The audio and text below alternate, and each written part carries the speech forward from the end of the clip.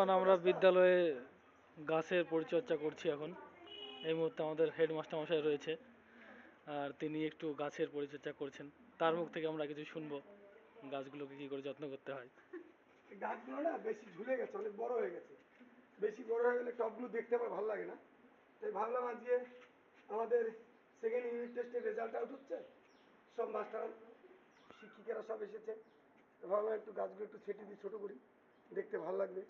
আর যে কোনো জিনিস, মাথার চুল যদি কখনো বেশি বড় হয়ে যায়, তার যত্ন না করলে, ঠিকমতো শ্যাম্পু তেল ভালো ইউজ না করলে কিন্তু চুলটা ভালো থাকে না, তাই না নিপেন বাবু?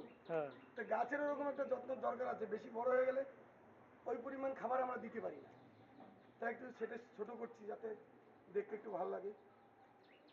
আর নিপেন বাবুর একটা চ্যানেল আছে, যে চ্যানেলে আপনারা দেখতে পাচ্ছেন, একটু সবাই একটু সাপোর্ট করবে যাতে আরো দূরে দূরে যেতে পারে। ভীষণ সাপোর্ট করবেন আপনারা।